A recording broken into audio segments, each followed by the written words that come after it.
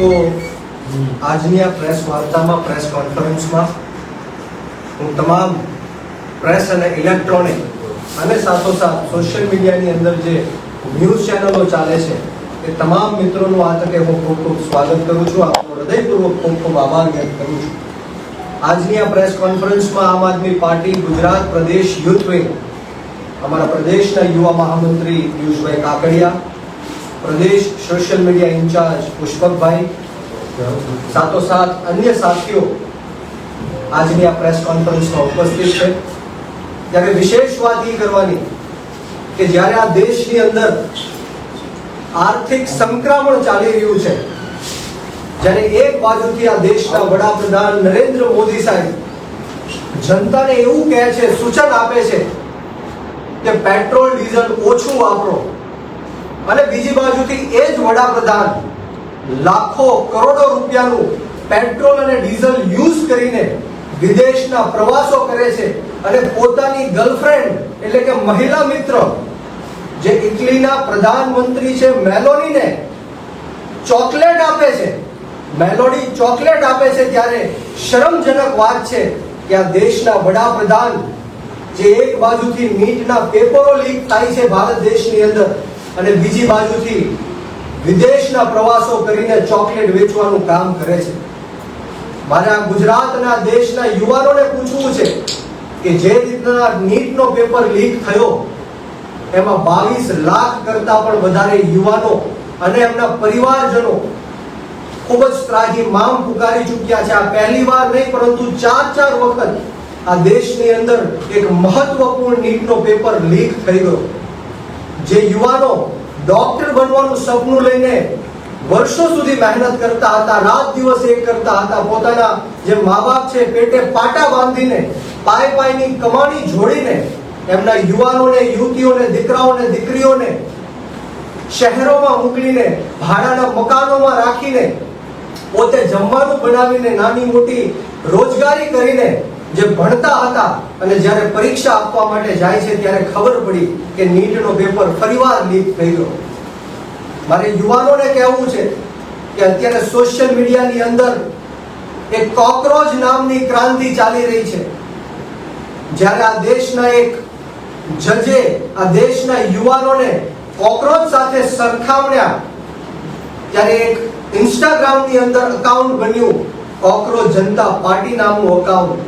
આ એવા યુવાનો છે જે વિપક્ષની સાથે જોડાઈ નથી શકતા. કદાચ વિપક્ષની સાથે જોડાય તો આ જ ભારતીય જનતા પાર્ટીની સરકાર એમને ઈડી અને સીબીઆઈ ના નામે ખોટા કેસો કરીને જેલમાં નાખવાનું કામ કરે છે. ત્યારે આ દેશના યુવાનોએ માત્ર 3 દિવસની અંદર 4 મિલિયન જેટલા ફોલોવર્સ ઇન્સ્ટાગ્રામ પેજની અંદર આવ્યા.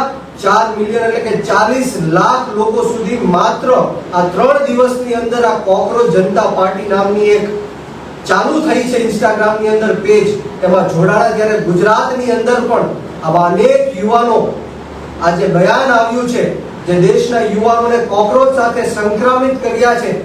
ત્યારે ગુજરાતના યુવાનો પણ ખૂબ જ નારાજ છે, અને આવનારા દિવસોમાં ગુજરાતની અંદર પણ જે જેન ઝી છે, જેન ઝી જે રીતના નેપાળ અને બાંગ્લાદેશની અંદર જેન ઝીએ જે ક્રાંતિ કરી, ત્યાંની જે ભ્રષ્ટાચારી સરકારને ઉખેડીને ફેંકી દીધી, એવી જ રીતના ગુજરાતની અંદર અને આ દેશની અંદર પણ જેન ઝીનું બહુ મોટા પાયે આંદોલન થવાનું છે. ત્યારે અમારા રાષ્ટ્રીય સંયોજક અને દિલ્હીના પૂર્વ મુખ્યમંત્રી અરવિંદ કેજરીવાલ સાહેબે પણ જ્યાં નીટને લઈને જે અવાજ એમનો બુલંદ કર્યો છે, લાખો યુવાનો અને યુવતીઓ જે નીટનો પેપર દેવા માટે ગયા હતા, એમના જે મેસેજીસ આવ્યા છે, ત્યારે આમ આદમી પાર્ટી પણ આવનારા દિવસોમાં નીટના મુદ્દાને લઈને રોડ ઉપર આંદોલન પણ કરવાની છે. અને બીજી વસ્તુ, જ્યારે નરેન્દ્ર મોદી સાહેબ એવું કહે છે કે પેટ્રોલ અને ડીઝલ આ જનતાએ, દેશની જનતાએ બચાવવું પડશે, ત્યારે મારે એમને સવાલ પૂછવો છે કે અમિત શાહના દીકરા જય શાહ જ્યારે એટલી મોટી આઈપીએલ રમાડતા હોય, એમના બધા પ્લેયરો એક સ્ટેટથી બીજા સ્ટેટ ફ્લાઇટનો ઉપયોગ કરતા હોય, હજારો લાખો લોકો આઈપીએલની મેચ જોવા માટે આવતા હોય, ત્યારે અનેક કરોડો રૂપિયાનું ડીઝલ અને પેટ્રોલ વપરાય છે, ત્યારે આઈપીએલ ઉપર બેન લગાડવામાં કેમ નથી આવતો? એટલા માટે નથી આવતો કારણ કે આ જય શાહ હેન્ડલ કરે છે, અમિત શાહના દીકરા હેન્ડલ કરે છે, અને આઈપીએલ થકી હજારો કરોડો રૂપિયાનો વહીવટ આ જય શાહ અને અમિત શાહ કરે છે. ત્યારે મારે યુવાનોને ખાસ કહેવું છે કે આવનારા દિવસોમાં આપણે સૌએ સાથે મળીને ગુજરાતની અંદર 34 જેટલા પેપરો લીક થયા. આમ આદમી પાર્ટીની દિલ્હી અને પંજાબમાં સરકાર છે, 10 વર્ષ દિલ્હીમાં સરકાર રહી, પરંતુ એક પણ પેપર લીક નથી થયો. 4 વર્ષથી આમ આદમી પાર્ટીની સરકાર પંજાબની અંદર છે, પરંતુ એક પણ પેપર લીક નથી થયો. ત્યારે આપણે સૌએ સાથે મળીને આમ આદમી પાર્ટીમાં જોડાવવું પડશે, એક ક્રાંતિ લાવવી પડશે, સત્તા પરિવર્તન કરવું પડશે. એક બાજુથી આ ગુજરાતની સરકાર છે, ભારતીય જનતા પાર્ટીની સરકાર છે, એ ગુજરાતના યુવાનોને રોજગારી નથી અપાવી શકતી, અને બીજી બાજુ એ જ ગુજરાતની સરકાર જે ડ્રગ્સનો કાળો કારોબાર ગુજરાતની અંદર વધી રહ્યો છે એને પ્રોત્સાહિત કરી રહી છે એવું લાગી રહ્યું છે. ત્યારે મારે તમને કહેવું છે કે ગુજરાતની અંદર દર વર્ષે 1 લાખ કરોડ કરતા પણ વધારે ડ્રગ્સનું વેચાણ, દેશી દારૂનું વેચાણ આ ગુજરાતની અંદર થાય છે, અને ગુજરાતના યુવાનો ત્રાહિમામ મામ પુકારીને મોતને ઘાટ ઉતરે છે. ત્યારે મારે યુવાનોને પૂછવું છે કે આપણે સૌ રોજગારી માંગીએ, જોબ્સ માંગીએ, ત્યારે આ સરકાર આપણને જોબ્સ કે રોજગારી આપી નથી શકતી, અને આપણના મુદ્દાઓ ભ્રમિત કરવા માટે ડ્રગ્સ અને દારૂ જેવા વ્યસનો છે યુવાનોની અંદર પ્રવેશીને જે પોતાની સત્તા છે કાયમ રાખવાનું કામ કરે છે. ત્યારે મારે તમને જાગૃત કરવા છે, આપણી આત્મા જગાડવાનો સમય આવી ગયો છે કે આવો આપણે સૌ સાથે મળીને નાત જાત ભેદ ભાવ ભાષા ધર્મ જ્ઞાતિ જાતિ બધું જ ભૂલીને આવનારી જે વિધાનસભાની ચૂંટણીઓ છે એમાં યુવાનો ક્રાંતિ કરશે, આગળ આવશે અને સત્તા પરિવર્તન કરી શકશે. એક બાજુથી આ સરકાર છે એ માત્ર ને માત્ર મધ્યમ વર્ગના લોકોને, ગરીબ લોકોને, પછાત લોકોને બાટલાની લાઈનોમાં ઊભા રાખે, ખેડૂતોને ખાતરની લાઈનોમાં ઊભા રાખે, યુવાનોને નોકરીની લાઈનોમાં ઊભા રાખે. જ્યારે કોરોનાનો સમય હતો ત્યારે ખાટલાની લાઈનમાં ઊભા રાખ્યા હતા, ઓક્સિજનના બાટલાઓની લાઈનમાં ઊભા રાખ્યા હતા. ત્યારે માત્ર ને માત્ર મધ્યમ વર્ગનો છે, ગરીબ અને પછાત લોકોનો છે. ત્યારે મારે આ ગુજરાતની જનતાને પણ કહેવું છે કે ક્યાં સુધી આ અન્યાય અને અત્યાચાર આપણે સહન કરશું? આખું દુનિયા ચંદ્ર ઉપર પહોંચી ગઈ, માર્સ ઉપર પહોંચી ગઈ, અને હજી આપણે રોડ રસ્તાને લઈને આંદોલન કરીએ છીએ, વિરોધ પ્રદર્શન કરીએ છીએ, આપણે હજારો કરોડો રૂપિયાનો ટેક્સ આ સરકારને ચૂકવીએ છીએ, છતાં પણ આપણને મૂળભૂત સુવિધા આપવામાં પણ નિષ્ફળ ગઈ છે. ત્યારે મારે હર્ષ સંઘવીને પૂછવું છે કે તાજેતરમાં સુરતની અંદર એક ભારતીય જનતા પાર્ટી યુવા મોરચામાં કામ કરતા એક યુવકનું મૃત્યુ થાય છે, એમનું મર્ડર થાય છે.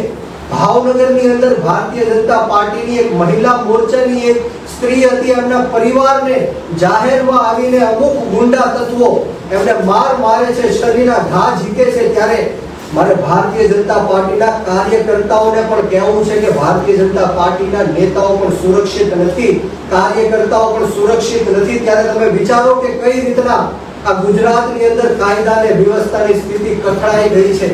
ત્યારે મારે આપ સૌને વિનંતી કરવી છે, ભારતીય જનતા પાર્ટીના કાર્યકર્તાઓને વિનંતી કરવી છે કે જરા વિચારો, તમારા ઘરે જ્યારે તકલીફ પડશે ત્યારે તમારો અવાજ બુલંદ કરવા વાળું કોણ હશે? કે માત્ર વિપક્ષના નેતાઓ હશે, આમ આદમી પાર્ટી હશે.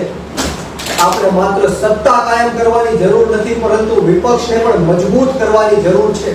લોકશાહીને, લોકતંત્રને મજબૂત કરવાની જરૂર છે. આ લડાઈ કોઈ પાર્ટીને કે કોઈ નેતાને જીતાડવા માટેની લડાઈ નથી, આ લોકશાહીને કાયમ રાખવાની જરૂર છે, આ લોકશાહીને બચાવવાની, આ સંવિધાનને બચાવવાની જરૂર છે, રાઈટ આપવામાં આવ્યો છે એને બચાવવાની જરૂર છે. તો તમામ લોકોને આ તકે હું વિનંતી કરવા માટે આવ્યો છું, જેન ઝીને વિનંતી કરવા માટે આવ્યો છું, યુવાનોને વિનંતી કરવા માટે આવ્યો છું કે આ દેશ યુવાનોને માનવા વાળો દેશ છે. આ દેશ શહીદ આઝમ સરદાર ભગતસિંહ, રાજગુરુ સુખદેવને માનવા વાળો દેશ છે. અશફાકુલ્લાહ ખાન હોય, ઠાકુર રોશનસિંહ હોય, રાજેન્દ્ર લહેડીઓ હોય, આ બધા યુવાનોએ દેશ માટે કુરબાની આપી છે, શહીદી આપી છે.